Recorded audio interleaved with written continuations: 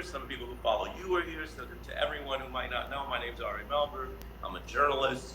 I cover news, law, and culture. I also do a lot with music, and I love talking to artists and learning about new music. And the only way you learn is to listen.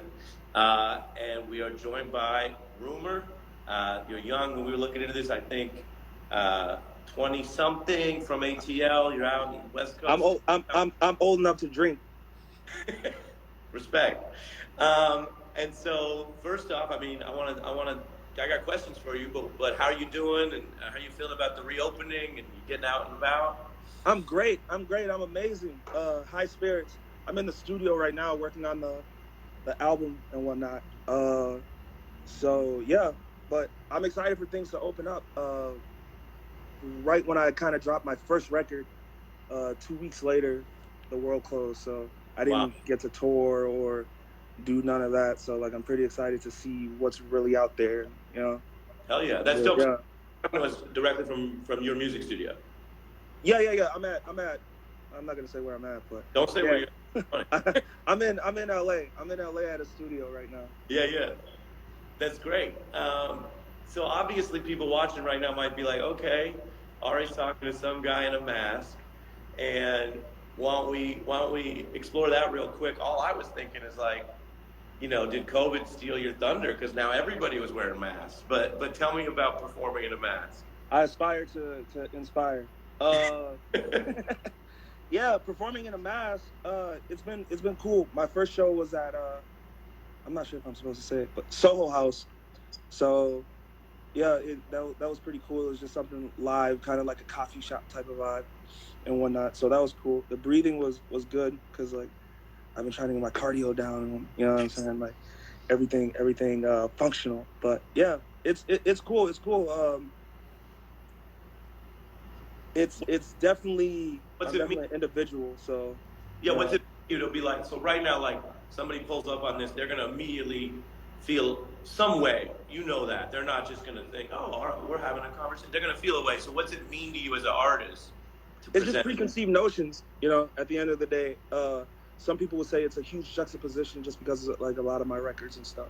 And some people would say I actually fit the category of, you know, like if somebody was walking around in a ski mask, just from some of my records that they hear, from the urban stuff, you know, to something else that might sound a little bit more country, you know. So it's I leave it up to like the consumers and like the people who are listening. So yeah, you guys think who you think and do what you want. What do you think? Are there any artists that have inspired you that play with presentation identity? Like me as a listener, it's like right now you got like Lekeli 47 has a thing like that. Ghostface used to do that. You know, back in the day, you had Ziggy Stardust and other people saying like, yeah, you might, Nicki Minaj too. Like you might be more than one type personality out there. Of course. Rumer's just one personality, but as far as like the mask and whatnot, you know, there's huge inspirations from like you said, Ziggy and everything else. Marshmello now, a whole bunch of, you know, like the whole, when you go to like the house electronic side of things, people are, you never get to see who they actually are. It's just all based off of like the music and whatnot. And a lot of people in, you know, the urban culture did it also, you know, and they came out like that. Like Travis Scott kind of like shied away from the camera a little bit. The Weeknd, Party Next Door. So yeah, those are all, you know, peers and whatnot. So yeah. But shout out to Party. Party's dope. Party's super dope. Shout out to Party. We got some stuff coming. Oh, you're working with Party Next Door? Yeah. We've definitely been in the studio, done a whole bunch of. Or I'm sorry? You go to Canada, or you guys do it locally? No. He's his house here in the area. I'm not gonna say where it is, but his home in the area. So I've worked with him and his artist Prep. So yeah, it's been great. It's been super. Yeah, it's been dope. That raises sort of something that I think the young, you know, we all can learn from different people, but like something we could learn from the younger generation, which might include you, is, well, if society is trying to make you pick an identity or a box, sometimes you might enter it. Sometimes it might even be true, and other times you might say, no, thank you. I don't accept that box. And so if anyone listens to your music or listens to you for 5 minutes, they might actually have a different feeling than what they thought if they saw you. Again, I'm just being real. Tell me if I'm wrong.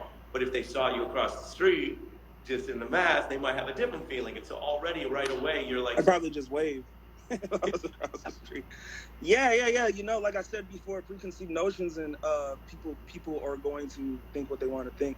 So as far as like me and my music, it's like I plan to, or I try to put out the best.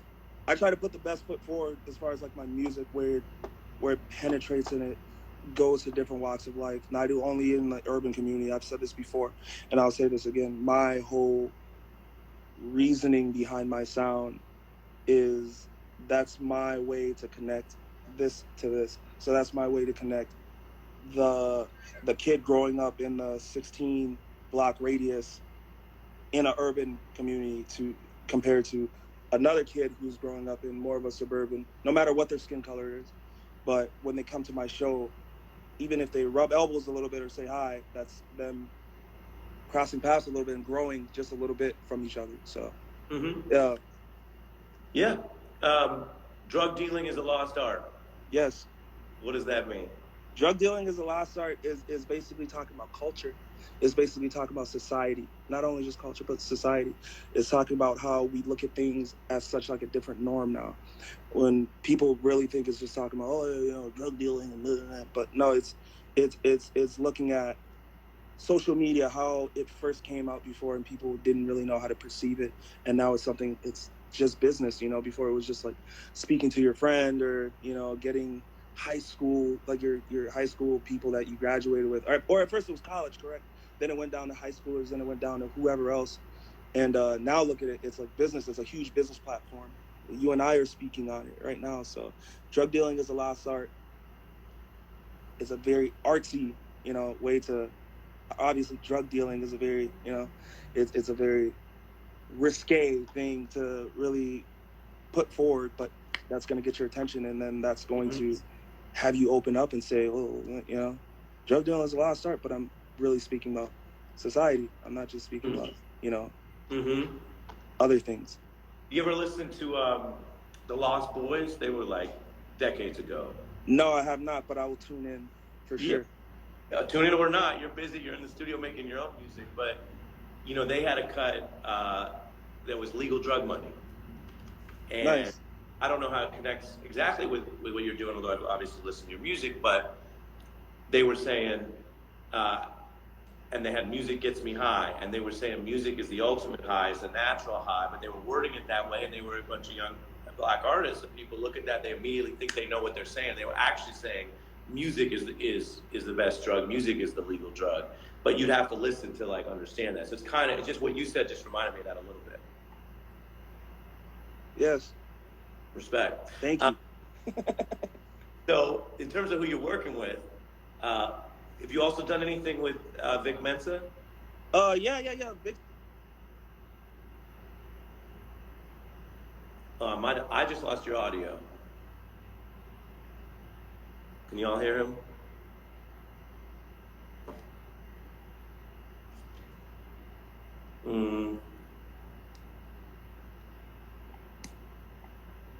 Hey, Rumor, can you hear me? I just lost. Sorry, did you lose me? I lost you, and now I gotta ask the people because this is what's fun about Instagram. I'm like, did y'all hear him or not? If they heard you, that's even better. People are saying no. So for whatever reason, I lost you for a second. I'm sorry. No, so just like I was. And no, they got you. So go on. Like I was saying, Vic's dope. Vic's dope. Every time I gotta correct myself. I'm a journalist, so I always correct myself. No, other people are saying they couldn't hear you too. So they lost you, but now they can hear you. Okay, perfect. Yeah, Vic is dope, super dope. Every time he comes to, or not every time, but the last times he just came to LA, we've linked up, and we probably got like 2 records and whatnot. But yeah, just building with people who already have been in the game for X amount of years and whatnot, and soaking it all in and growing from it. Hell yeah. So I think so. I track different things.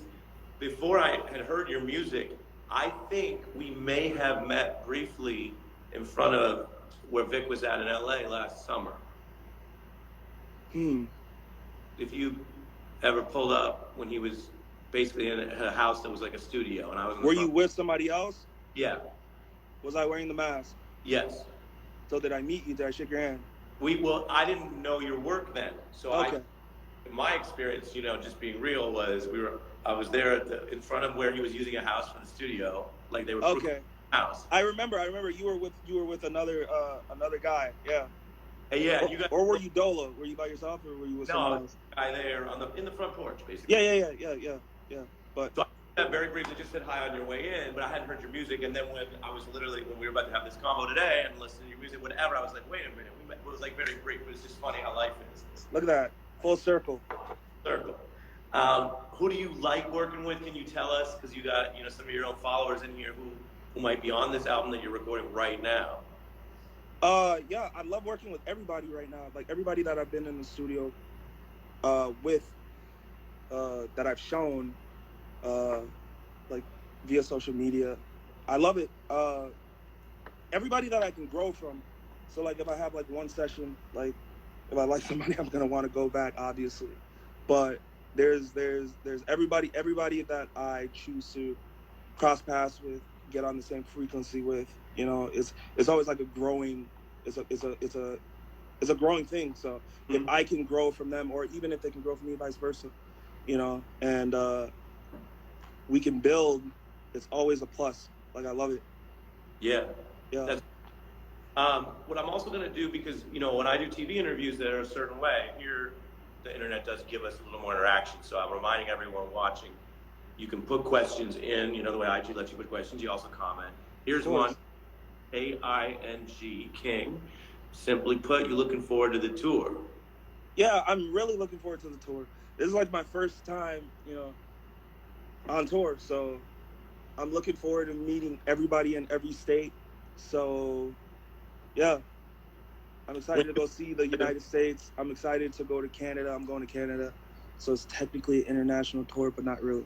But I'm also super excited for Australia to open back up, and Europe and everything else, so I can go ahead and see what's over there and build with fans and make some new fans, hopefully.